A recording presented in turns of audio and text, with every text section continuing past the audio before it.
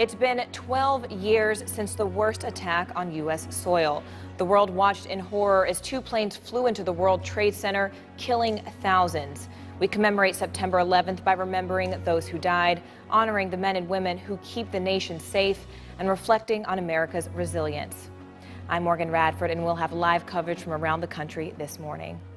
Ceremonies are set to get underway later this hour in Washington and here in New York, where the former World Trade Center once stood. A new tower, which is set to be completed early next year, now watches over Lower Manhattan. Al Jazeera's David Schuster is there now live. David, what's the mood like down there this morning? Well, Morgan, believe it or not, there are just as many people who are essentially walking to work along Broadway and near Church Street as there are who are actually heading to this ceremony. But nonetheless, it's a very sort of somber, a lot of people taking pictures here. A lot of the victims' family members from 9/11 are now headed towards the memorial. There's a wall essentially where they've set up the main ceremony. And again, this is just essentially adjacent to the footprints of the original World Trade Towers. And then the new World Trade Tower, World Trade Center #1, essentially is just off to the side. So physically, I mean, the rebuilding here continues. The ceremony this morning, I think, will pay some homage to that, but you'll also hear tributes to the family members. There will be 250 family members who will read the names of the more than 2,700 victims who were killed on 9/11. There will also be bagpipes. There'll be police and fire department honor guards. There will be a children's choir singing the national anthem. So all of the sort of elements you might expect of a memorial ceremony will be taking place, but a little bit more somber this year, simply because it's number 12. It's not a 10 or a 5. You don't have many VIPs other than the mayor and the police chief.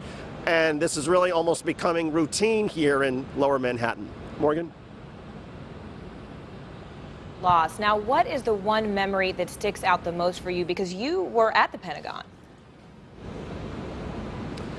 Yeah, I was on the Key Bridge in Georgetown, headed to the Pentagon to do a military reaction to the towers being hit when a plane went down and hit the side of the Pentagon. My one memory was just chaos, at first being unsure whether or not the smoke was coming from the Pentagon or Reagan National Airport, and then trying to use my cell phone to put in some calls, and all cell phones were dead, and was able to convince the taxi cab driver to drive up to the Pentagon because the side where our office was at that time was not hit. Was able to get into the office and phone in and say, yes, people here at the Pentagon say that the building was hit perhaps by an airplane. It was just an unbelievable memory, an unbelievable scene for everybody. And of course, nothing compared to the victims and the people who really had to suffer on that day. And today we honor those lives. David Schuster, live from Lower Manhattan. Thank you so very much. Relatives of those killed on 9/11 will also gather in Shanksville, Pennsylvania. That's where United Flight 93 crashed after passengers on that plane fought back against the hijackers. You're looking now at a live shot of that site. A groundbreaking ceremony was held on Tuesday for a new national memorial honoring those victims. Al Jazeera's John Terrett reports. 12 years, Gordon. That's a lot of time, isn't it? It is. But then there's moments when you look back and the pain and the anguish of the events related to the day seem like it was yesterday. Gordon Felt is one of the driving forces behind the national memorial to the passengers and crew of Flight 93. He lost his brother here when the 757 crashed upside down, doing more than 500 miles per hour. I miss my brother. And I miss the fact that his children have grown up without a dad. And I hope that this memorial can serve to educate people about the human loss. There already exists a memorial plaza, a wall of names, memorial groves, and a field of honor. The new plans include a visitor center conceived as a place of learning and insight, and it'll be located on that hill overlooking the Flight 93 crash site. The Flight 93 Federal Advisory Commission's being wound up. The Friends of Flight 93 will raise funds from here on in. Not surprisingly, the Commission's last meeting in nearby Somerset was very emotional. 10 years was not a long time at all to develop the memorial to the extent that we have. We are starting, as you saw in my program, from a site that had serious environmental problems, no sewage, no water, no roads, and no design. It took the family members a year to even come together and start talking about ideas for this memorial. And this is the moment the families have been waiting for, a groundbreaking ceremony for the new visitor centre and learning centre. Everyone joined in, led by the Interior Secretary, Sally Jewell. For Gordon, all this is just the beginning. Now the Friends of Flight 93 will oversee things. The Friends Group is the support group that will continue to raise funds to help support ongoing operational needs for the park. So far this year, 190,000 visitors have come like Gordon to Shanksville, 2 million people since September 2001. The Friends of Flight 93 hope the new construction will increase visitor numbers significantly as the extraordinary story of Flight 93 goes on being told. John joins us now live from Shanksville, Pennsylvania. John, can you tell us what is the mood like there? Hey Morgan, well, as you would expect, particularly after yesterday and the build-up to today, the national anniversary, it is rather somber. And I think that it is not helped really by the fact that today, just like 12 years ago, is a beautiful day. You can see the sun coming up over the hills of Pennsylvania. And behind me here, not so much now, but earlier this morning, the memorial was shrouded in mist. So the mood here is somber. They're preparing themselves to hear the reading of the names and the tolling of the bells, but they're looking forward as well, Morgan, to the time when that visitor centre and learning centre are completed in 2015. Morgan? John Terrett in Shanksville, Pennsylvania. John, thank you so much for being with us this morning. After 9/11, Americans have had to adjust to a very different way of life, on a national security level, that is, as well as political and international levels. Joining us now in our studio is James Traub, columnist for Foreign Affairs magazines, and Tara Maller, research fellow in the National Security Studies program at the New America Foundation. Now, Ms. Maller, to start us off, I mean, can you draw a bottom line for us? Since 9/11, you know, we're here 12 years now. Right now, is the U.S. as safe as it could be? Well, I think after 9/11, we saw a series of reforms go into place, from creating the Director of National Intelligence to the Department of Homeland Security, and a number of changes within the system itself. And I think all of these changes over time have led us to overall be safer. We haven't seen a foreign-motivated attack take place on domestic soil. We obviously had the Boston Marathon bombings, which came from individuals located within the United States. So I think while we're overall safer and the nature of the al-Qaeda threat has evolved over time, security is never perfect, so there's always still the chance of an attack. There's sort of an inevitability of intelligence failure, and there's always going to be that risk that someone, either domestically, an individual, or a foreign group, can still attack the United States here in our country. And speaking of that, Mr. Traub, where would you say the political and moral authority of the U.S. now stands? Well, I think it's fairly clear it stands rather low, doesn't it? You might not have given the same answer a few weeks ago that you would today, but it's hard to avoid the conclusion that this debate we've been having about Syria shows how disengaged the American people are from foreign affairs, how almost disdainful they are towards the world, totally leaving aside what the outcome is going to be. It's really striking to me that when I think about, I've got a bookshelf full of books that were written after 9/11, and that say America is traditionally not only a strong but even an aggressive country. Americans are from Mars. Americans use military solutions. And now we see this profound disengagement from the world that's, I think, greeted the whole question of what the United States does in Syria. And when you look at the polls, people will say not only that I think it's a bad idea to intervene in Syria, which is a super tough call, but any form of engagement. The idea that the United States has a global role, that if there's anybody who's going to try to deal with international problems, the United States has to be in the forefront of that. People think that's just wrong. They don't want to be there. And so, to me, we're in a very low moment in that regard. Now, you mentioned this disdain, but then that begs the very natural question. Ms. Maller, where are the greatest weaknesses in our national security system right now? I mean, how difficult would it be for a silent, well-organized effort to completely cripple our defense system? Sure, I think there are probably two weaknesses. One would be the inability to prevent a lone actor or an individual homegrown terrorist from taking some sort of action, similar, in terms of domestic terrorism or a foreign actor who's already in the United States. So a small a small cell would be very difficult to stop because there's not as much as coordination, communication. And then second, I think cyber, which is the real new area. We haven't yet seen a kinetic effect with attack with kinetic effects here in the United States, but there are an infinite amount of targets, from your personal computer to banks and financial institutions to energy infrastructure to the electrical power grid to emergency responders to air traffic control. So that's a real vulnerability, but it's also an area where the United States is putting in a lot of investment on the defense side of the equation, more so than any other area. So I'd say that's the biggest sort of area of vulnerability, but we also have the most amount of resources going towards it right now. And staying with us to discuss that is Tara Maller and Dr. James Traub. You'll both be staying with us this morning as we lead up to the 9/11 ceremony. On the same day the nation pauses to remember 9/11, President Obama may be embarking on a diplomatic path to resolve the situation in Syria. Last night, Mr. Obama addressed the nation, saying he had not ruled out taking military action against the Assad regime, but the president also said he is willing to consider a Russian diplomatic plan that calls for Syria to give up its chemical weapons. He urged Americans to support the use of military force, saying it sends a very clear message. I determined that it is in the national security interests of the United States to respond to the Assad regime's use of chemical weapons through a targeted military strike. The purpose of this strike would be to deter Assad from using chemical weapons, to degrade his regime's ability to use them, and to make clear to the world that we will not tolerate their use.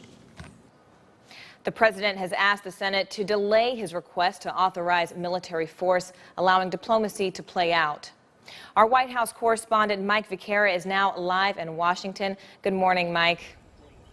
Good morning, Morgan. There weren't a lot of surprises in last night's speech by the president. What we heard, for the most part, is what we had heard from the president and the Secretary of State officials on down the line, as they've been keeping on that full court press, not only trying to turn around public opinion, but trying to turn the tide in Congress against military strikes. The president says he had high confidence that the strike actually occurred and that the Assad regime was responsible. He laid out some of the intelligence that we've heard before from Secretary Kerry about where those launches came from, where they landed, some of the communications around those launches. The president repeated again that it is in the United States' core national interest to deter and degrade Bashar al-Assad's ability to deploy those chemical weapons. On the other hand, as he's making the case for military strikes, he's also holding out the possibility for a diplomatic solution. And to that end, he has asked Congress to put aside its deliberations on authorization for a strike, all of the resolutions that they are considering around that in the Senate right now as it has moved towards some sort of vote in the Senate. But at the same time, the leadership has put aside that vote while it itself looks towards that diplomatic solution to see if this Russian brokered deal will in fact bear fruit. One thing the administration and the president wanted to make clear, they believe it was the threat of military strikes that brought Syria and Russia to the table to begin with, Morgan. But Mike, even with a delay, what's the Republican reaction to the president's address? Well, I think on both sides of the aisle, frankly, there's a bit of a sense of relief.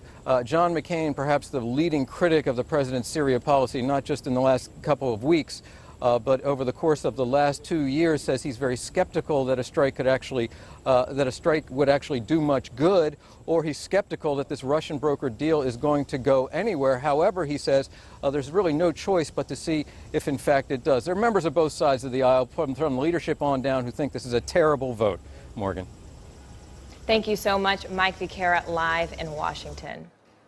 And France has drafted a resolution aimed at forcing Syria to go public about its chemical weapons program. Meantime, Russia is coming up with its own proposal. And for more on the quickly evolving diplomatic strategy, James Bays joins us now from the U.S. in New York. James, just hours after President Obama's address, the UN released a report accusing both sides in Syria of human rights violations. Can you tell us a little bit more about that? Yeah, as Congress discusses the case for war, I think this report reminds us there is already a civil war and it's raging. This report, 41 pages, very grim reading, detailing a catalogue of appalling crimes, executions, rape, torture, hostage-taking taking place in Syria. This only covers a 3-month period, May to July. These are regular reports, very grim reading, showing that the brutality in Syria is just getting worse every single day. Now, James, Syria will certainly top the agenda when Secretary of State John Kerry meets his Russian counterpart in Switzerland Thursday. But what can you tell us about that meeting coming up? Well, I think that meeting's very important. Most of the diplomacy here at the United Nations is on hold. We have that draft French resolution. They've come up with their first text. We have the Russians, who we believe have their own plan. But I think everyone's pausing here, waiting for what happens in Geneva. We know the frosty relations between the US and Russia. Well, Secretary of State John Kerry has known his Russian counterpart, Sergei Lavrov, for a very long time. They have a rapport. There is hope, just some hope here, that maybe they can find a way forward.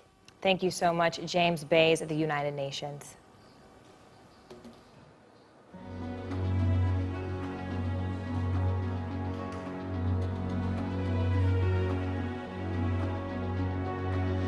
"9/11 means that we were violated as a nation by another nation for their religious beliefs, their perversion of their religious beliefs. That's what I believe in. And I have a son that went to fight for this reason."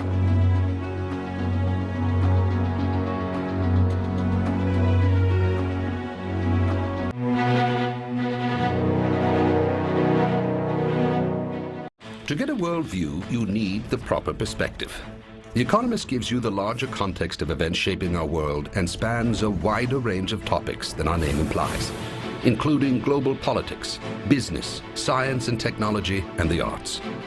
With clear analysis, provocative commentary, and a reverence for the facts.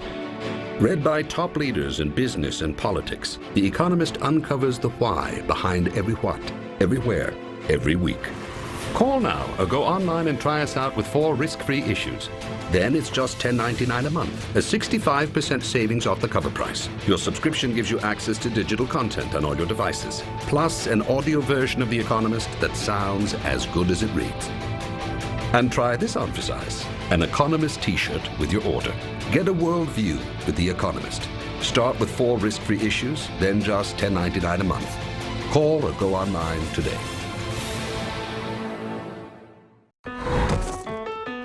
This is the 900-page document we call Obamacare, and my staff has read the entire thing. Can Congress say the same? Real Money with Ali Velshi, tonight, 7 Eastern on Al Jazeera America. From Al Jazeera Media Network comes a new voice of journalism in the U.S., Al Jazeera America. The Delta is a microcosm of America. We tell the human story from around the block, across the country, with more points of view. If Joe can't find work, his family will go from living in a motel to living in their car. Connected, inspired, bold. About 1,000 protesters have occupied Times Square. Al Jazeera America. Next time on America Tonight. 200 years later, the Star-Spangled Banner waves again, and a Syrian refugee family copes. The latest on the crisis in Syria. America Tonight, 9 Eastern on Al Jazeera America.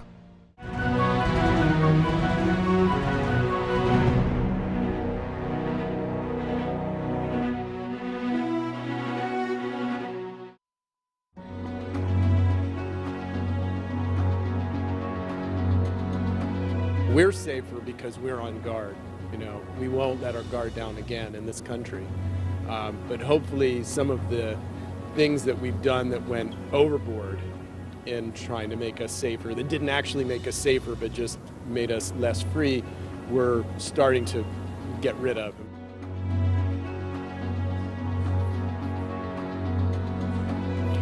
When 2 planes crashed into the Twin Towers 12 years ago today, hundreds of heroic first responders rushed in to help. More than 400 of them never returned.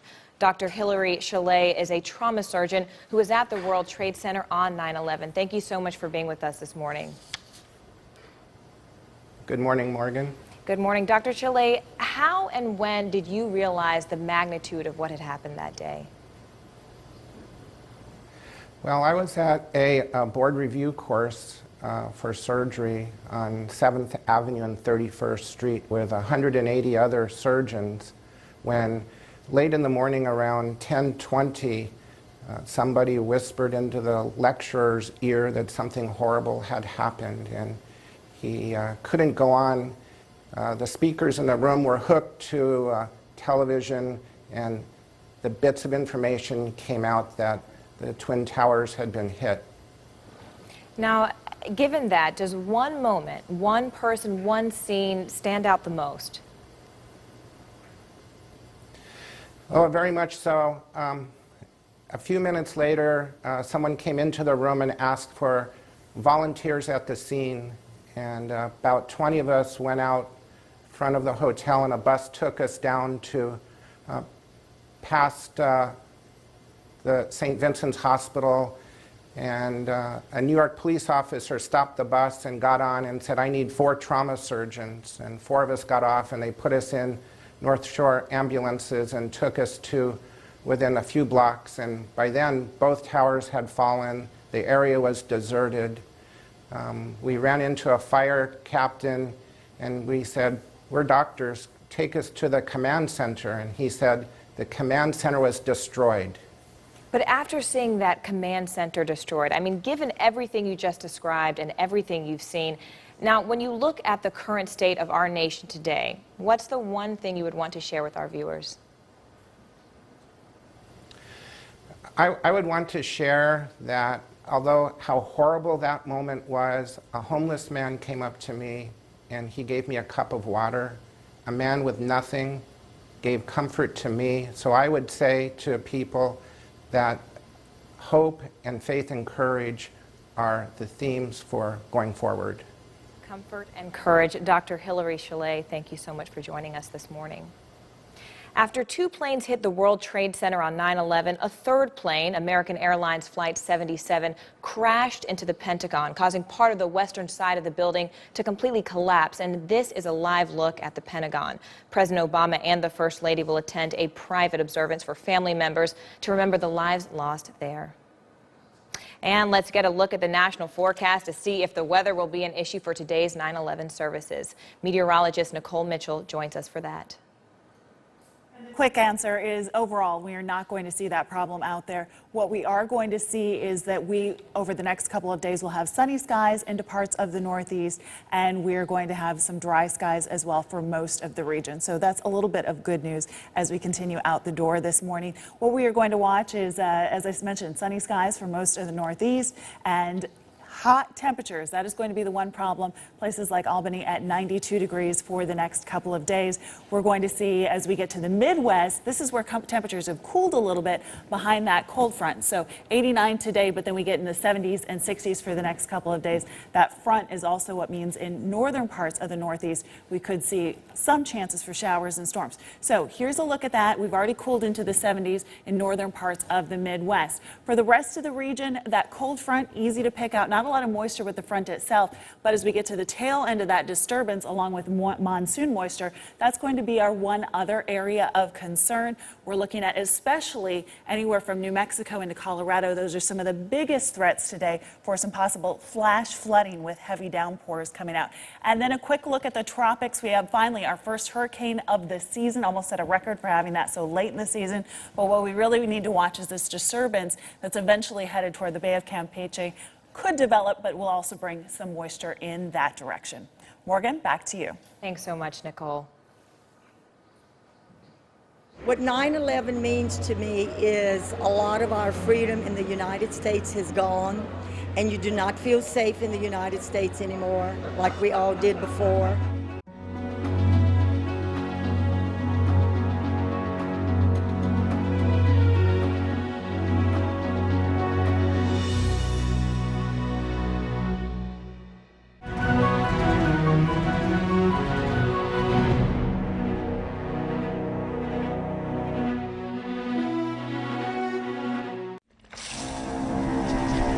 When some people struggle with their mortgage payments, they become frozen, petrified.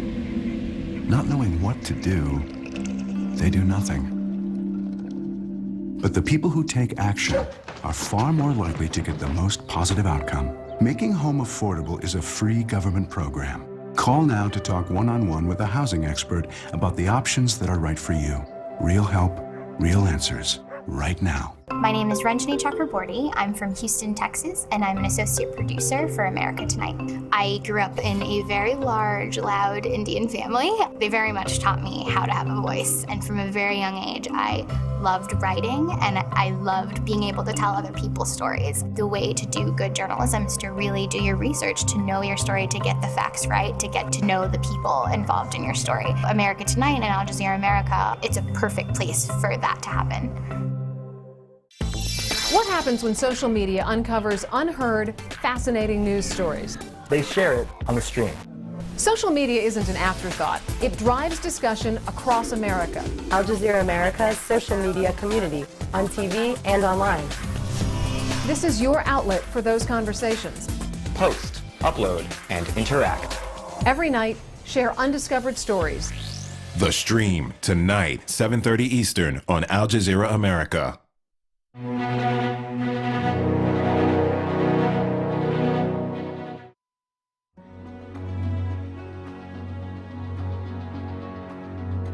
9/11 means that we were violated as a nation by another nation for their religious beliefs, their perversion of their religious beliefs. That's what I believe in. And I have a son that went to fight for this reason. The ceremony down at Ground Zero is set to get underway in just a few minutes. And just a reminder that Al Jazeera will have live extended coverage. Joining us again in our studio is James Traub, columnist for Foreign Affairs magazine, and Tara Maller, research fellow in the National Security Studies program at the New America Foundation. And Al Jazeera's David Schuster also joins us live from the World Trade Center. David, what's the sentiment like amongst the crowd down there as we prepare for these ceremonies?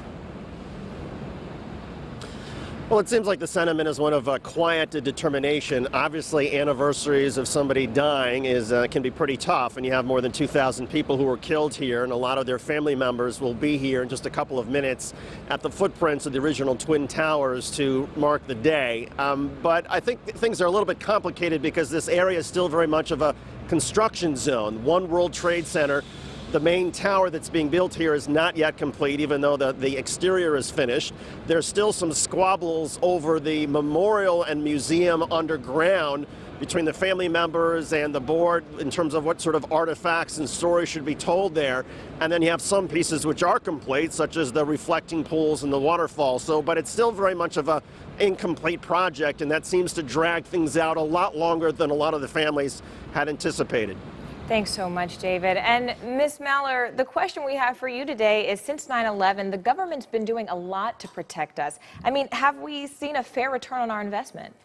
I think we've seen a fair return on our investment in the fact that we haven't had another large-scale, foreign-driven attack. However, again, going back to the cyber, we've seen cyber attacks from the Syrian Electronic Army. We've seen attacks on financial institutions. We've seen attacks emanating from China. So there's definitely attempts that are being directed at the United States in the cyber realm, and also domestically, we've seen thwarted terror plots. So we saw a 9/11 airplane plot thwarted by the CIA a few years ago. We saw our ambassador attacked in Benghazi and killed with 3 other individuals overseas, and we've seen embassies under attack throughout the Middle East and throughout the region. So, we might be safer here at home, but, Americans and Westerners in the area where these groups operate, from Al-Qaeda in Iraq to Al-Qaeda in Pakistan, and all these groups overseas are still, targeting Western interests there, with the Amina's gas attack as well, where individuals were killed. Now, Mr. Traub, Tara just mentioned a bunch of problems we've seen overseas. With Syria now in the spotlight, what's our standing now internationally, given that? It's really frustrating to Americans to understand how badly they're seen in the Arab world. It's a fact. I mean, I spent this past weekend in Abu Dhabi. I teach a class there. And I said to my students, now, Abu Dhabi is the most pro-American country virtually in the region. And the government of the Emirates are opposed to the Syrian government, strong American ally. And so I said, okay, do you think Obama should go ahead with these airstrikes? All but one of them said no, because the United States has no right to be doing that, because the United States should not be meddling in the Middle East. And I thought, wow, if these kids who represent the most super pro-American slice of people you're going to find in the Arab world think that way, what does that tell you about the rest of the Arab population? And so Barack Obama came to office vowing to change the way the United States was seen in the Middle East. And whatever reason you assign to the failure, there is no question that has not happened. No question that hasn't happened. And David, I want to bring it back to you. We know it's a sad day there, but is there any optimism? Sure, there's a lot of optimism simply because if you look at the number of people who are heading down to Wall Street, who are heading off to work, New York has recovered in terms of the business. Yes, we're going to remember, everybody's going to remember, but the city has bounced back. Guess. Thank you, David, for joining us. We'll see you all soon.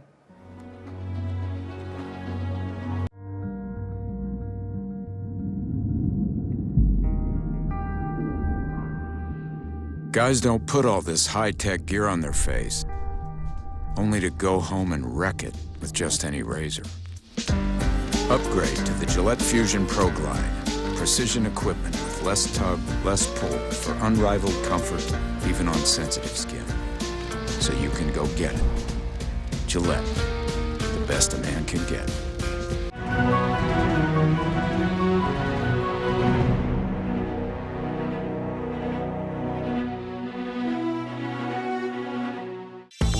What happens when social media uncovers unheard, fascinating news stories?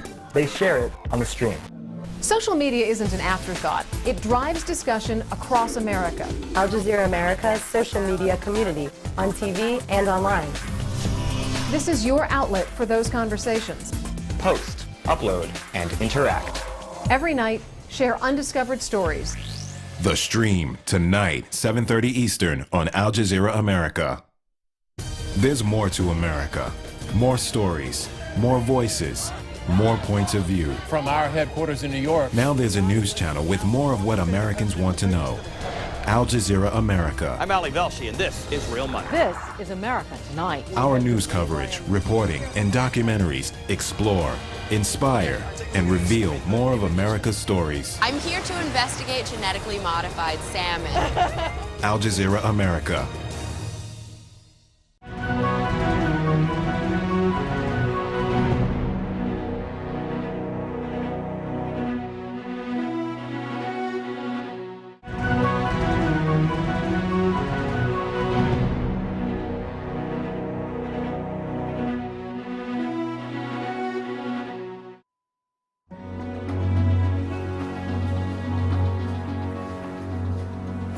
Good morning and welcome to Al Jazeera special coverage of the anniversary of Al-Qaeda's attack on the World Trade Center and the Pentagon.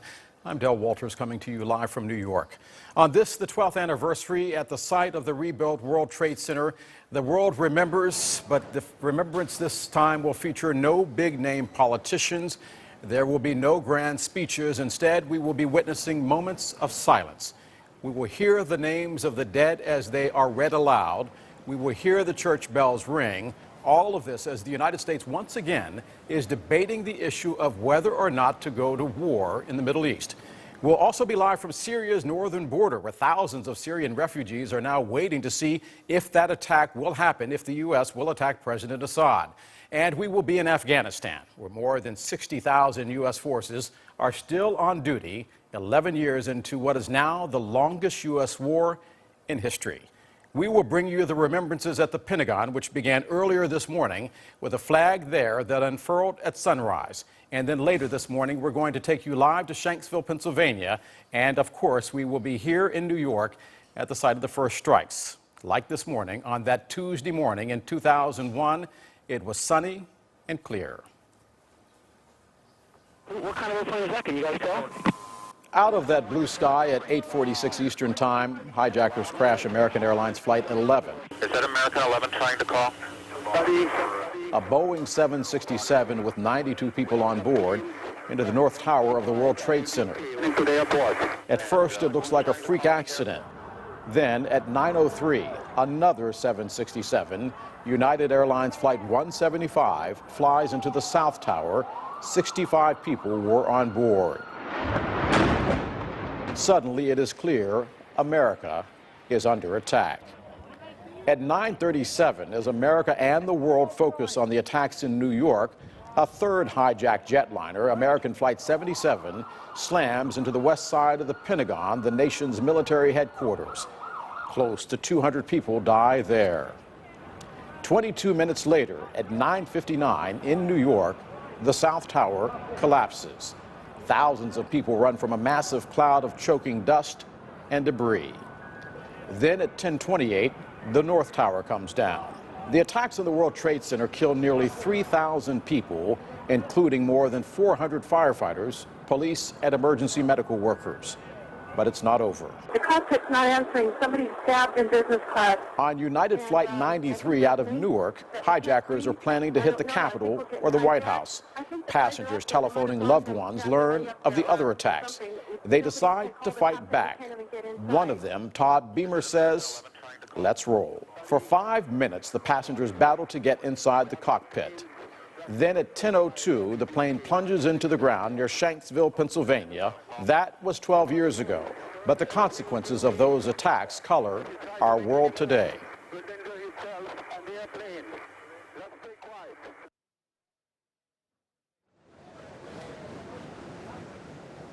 Center site, once known as Ground Zero. Now it is the site of the memorial. The National September 11th Memorial Visitor Center will welcome its first visitors next year.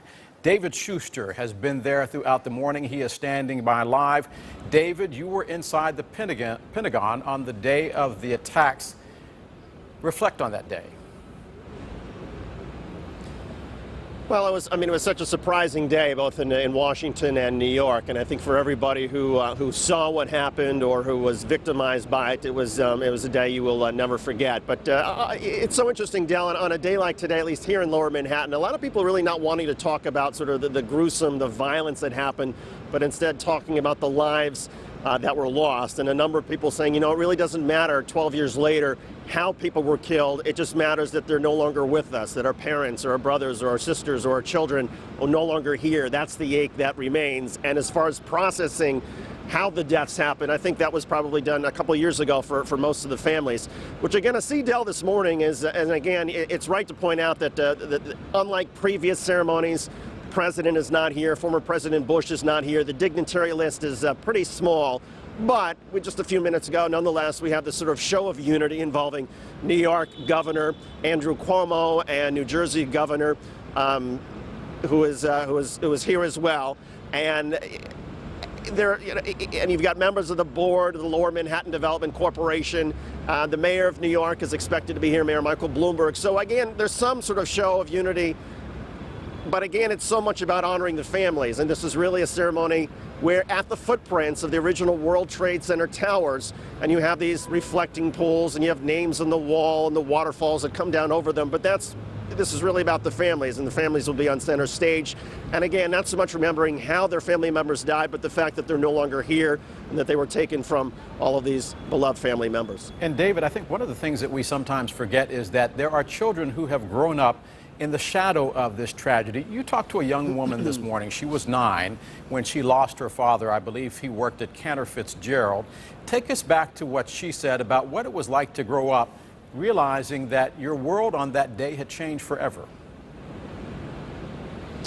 Yeah, she was 9 years old. Her father was a trader on the 102nd floor. Cantor Fitzgerald, which is on top of one of the World Trade Center towers, was on top. And of course, nobody from that office made it out. And she said, both on camera and then a little bit off camera, that she remembers that her parents, at least her mom, describing it, there was a big fire, there was a big accident, but she didn't quite put the pieces together that her father had died as a result of the plane slamming into the building, that it was just too much for her to process, and she couldn't quite comprehend, well, why did the buildings come tumbling down? How come they weren't supported? Why did the fire get up that high?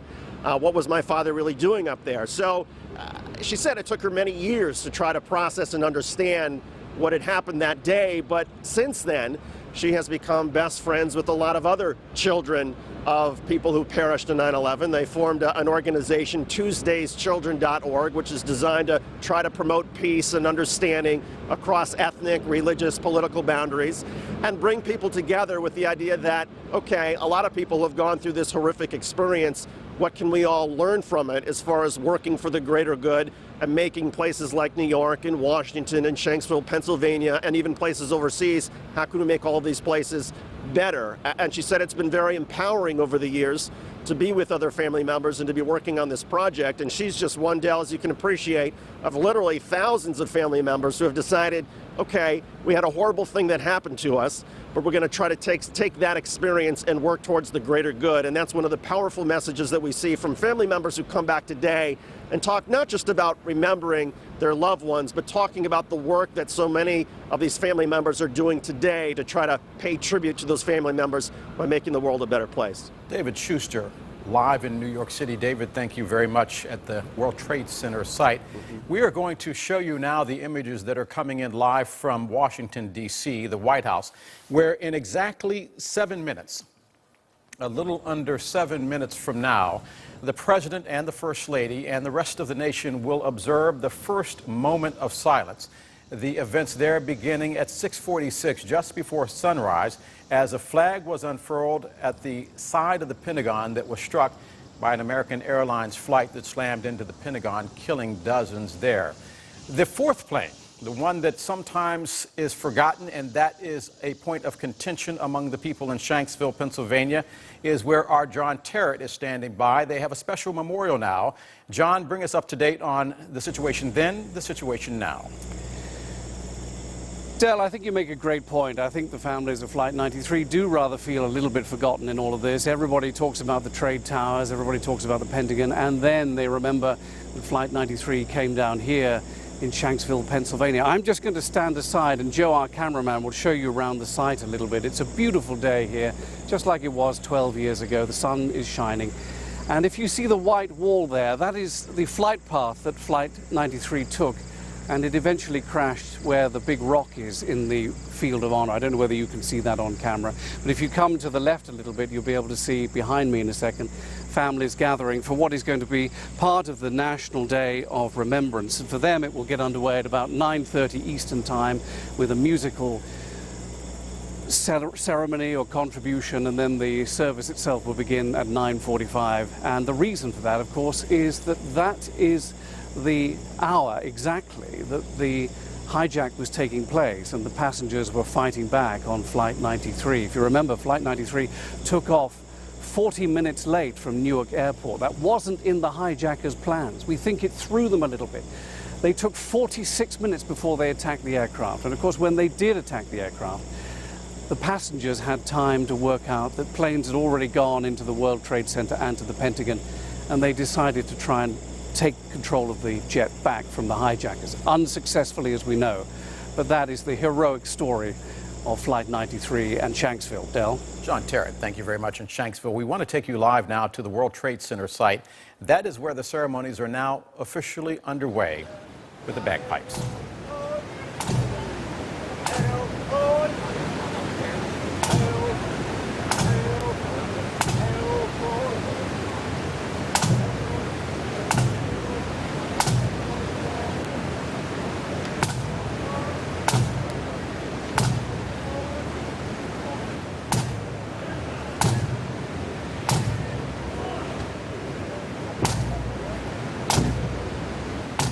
David Schuster, give me a sense of the scene there now. I know in just a few moments we're going to be hearing from the Brooklyn Youth Chorus as they perform the national anthem, but ahead of that, what's the feeling?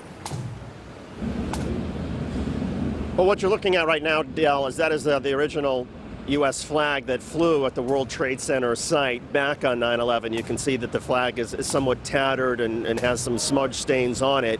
And each year for this memorial, they have brought the flag back and they put it essentially at the center of the ceremony. So, of course, there's the honor guard, the fire and police honor guard, which have marched it in. And then in a few minutes, we will hear the Scottish bagpipes, which is something of a rite of passage for funerals, for police and firefighters. And then, as you mentioned, the Brooklyn choir, this is a choir that started some 22 years ago, is going to sing the national anthem. But a lot of symbolism, Del, related to this particular flag. And if you look closely, you can see some of the rips and some of the tears. And there's been very much of an effort by New York City Police and firefighter and the World Trade Center Memorial Museum to essentially preserve some of this stuff as it was from that day. Not to repair it, not to clean it, but to remind everybody in big ways and in small ways just what was going on that day, even if it was the damage that was done to an American flag. And David, I will apologize in advance if I cut you off as the choir begins to sing the national anthem, but the emotions as they were back then still run high. Yeah, very much so. I mean, a lot of, look, even some, police we were talking with this morning. Actually, let's pause and listen to this. This is the Brooklyn Choir, Brooklyn Youth Choir singing the national anthem.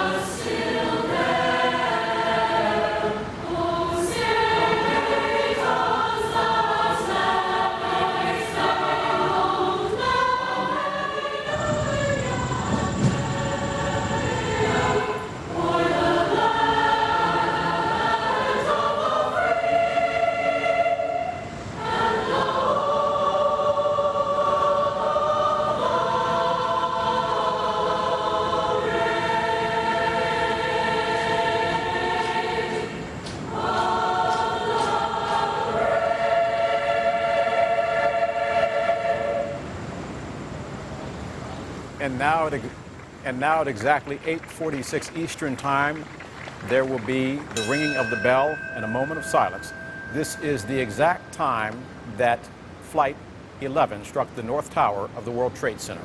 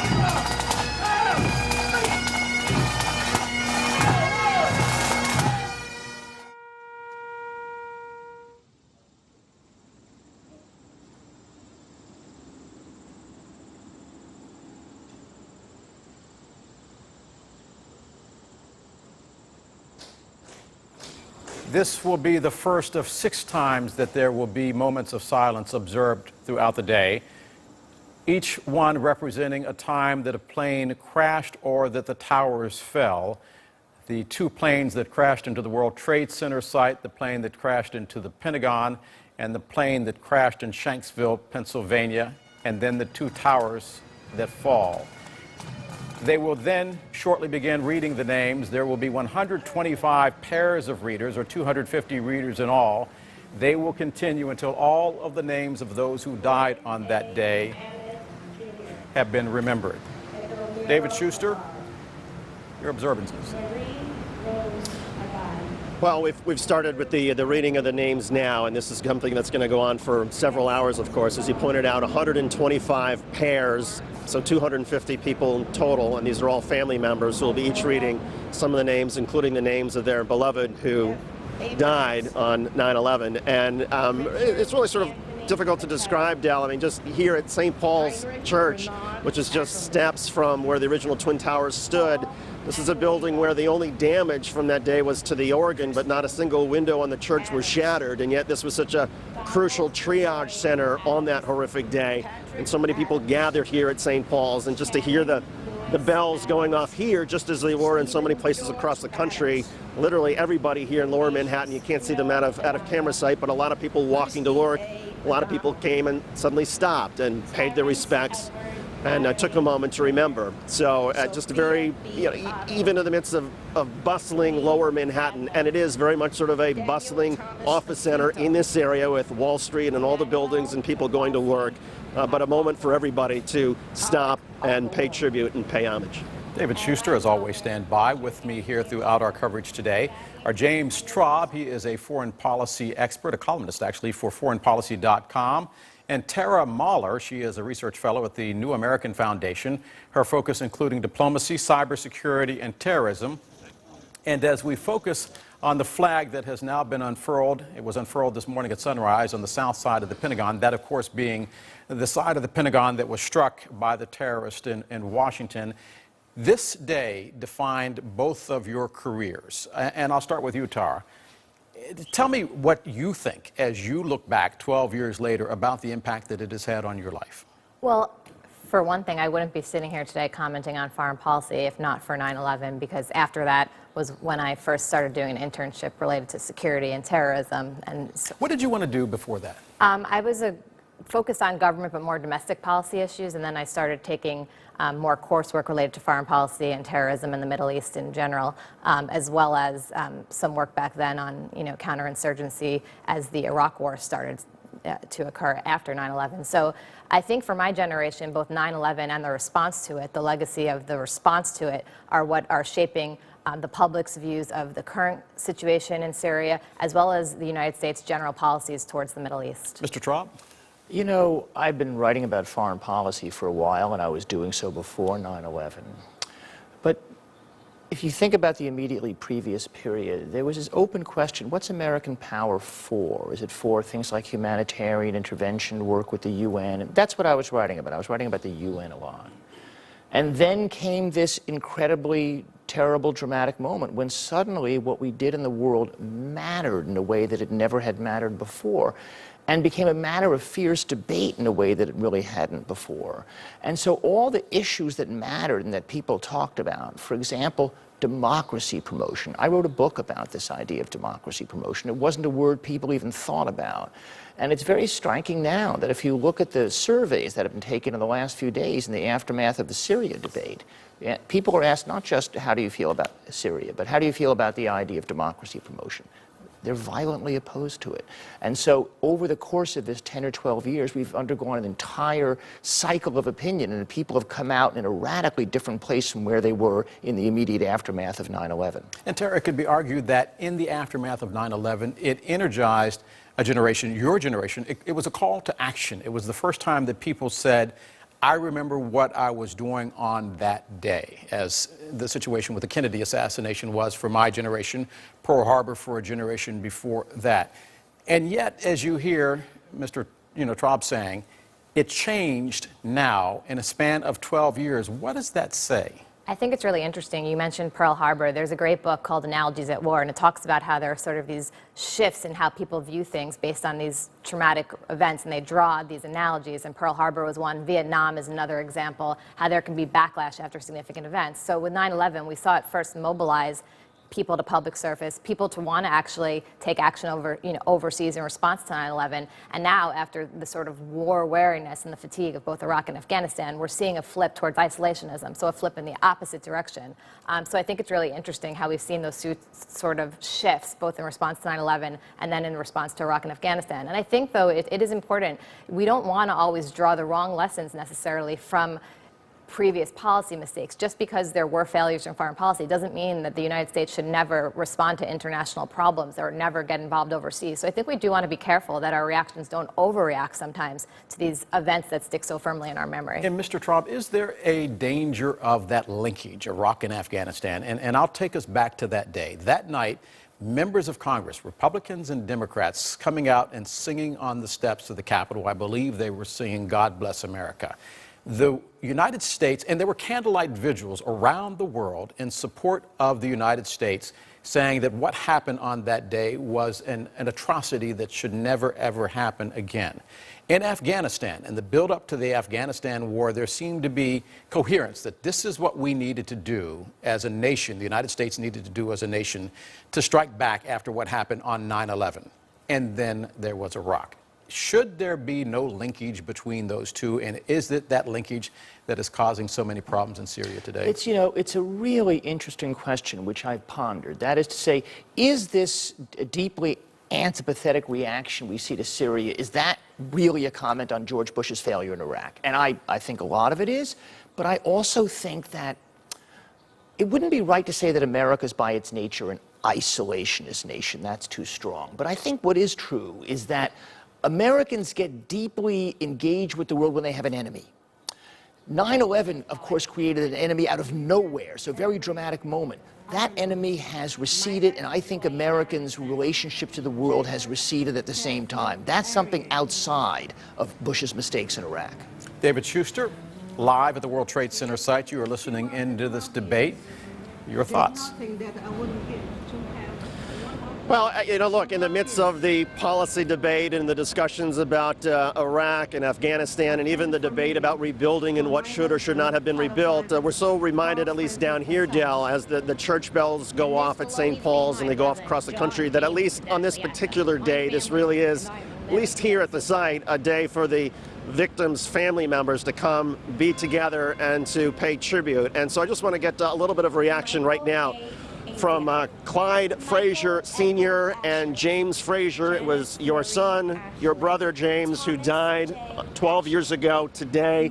Tell us about Clyde. How old was he? Where was he when the buildings collapsed? Clyde Jr. was 41 when the building collapsed. He was a New York State tax police officer. He and I worked together in Harlem in a thing called Slam Jam Women Basketball Tournament from the Fred Samuels Foundation, which we started. But we were working together. We were in the gym all the time, working with young ladies and playing basketball and letting them go to college and stuff like that. That was his dream. That's what he was all about. That's why he was there that day in the morning, because he went to work at 8 o'clock. So he can be uptown by 4:30 or 5 o'clock and come to the gym and work with the young ladies. You know, we had 5 girls playing in the WNBA.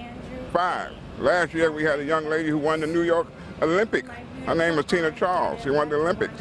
So the volunteer work that he was doing has had some impact even years later. James, what are your memories of that day and when you first heard the news about your brother?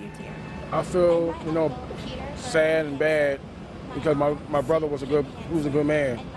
To his colleagues of his girls' women's basketball league, he was taking money from his own pocket and trying to get them, you know, scholarships.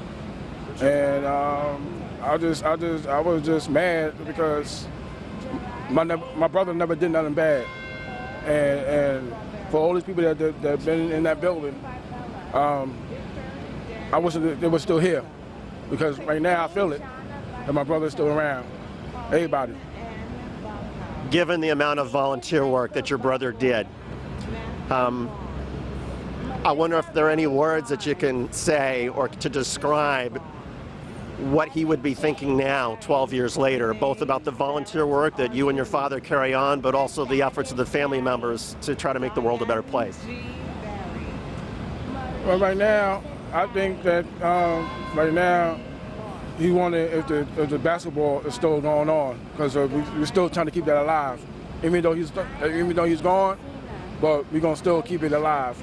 I know he's happy. He's looking down at us, and he maybe appreciate that, you know, what this girl is going through. I know these girls are mad about my brother. They wish that he was still here. And Clyde, to keep the volunteer work going, in this case the basketball league, but some of the other volunteer work going, how difficult has that been over the years without your son? Very difficult. But, you know, if you didn't have the volunteer work, if you're just worried about your own feelings, you wouldn't be here. you know, you wouldn't last. So I would hope that all people who are lost somebody in the World Trade Center, you know, get motivated and help others. You know, don't think about your own pain, because if you think about just your own pain, all you're gonna have is pain. But I wake up in the morning, I try to, you know, think about how I can help somebody, how I can come out and seek another young lady to go to college or try a little league baseball team, which I always was doing that kind of work. So, you know, it helps. And I see, sometimes I be on the train. I'm riding on the train, minding my own business, and somebody will walk up to me and say, "Hello, Mr. Frazier." And I'll look up and I'll be a young woman. She said, "You know, I played for you and your son," and things like that. So that's the payoff. You know, people will recognize you and know your work, and you know, it's a payoff. And, Clyde Frazier and James, thank you so much for sharing your memories of your son who died 12 years ago. And we know anniversaries are not easy, and we really appreciate you being part of our programming this morning, and good luck to you. I'd like to tell you this, the anniversary is just here, but we have our loved ones every minute, every hour, every second. It's not an anniversary, and this is his gravesite. I come here because this is where my son was buried. I don't have any other place to go. I can't go to a cemetery. I can't go to any place like other people go. This is where I come to. This is where he was buried, and this is where I come to. And I thank you so much for having me on. Thank you so much. We appreciate you sharing your thoughts. Thank you so much, and good luck to you. Dell, we'll send it back to you in the studio.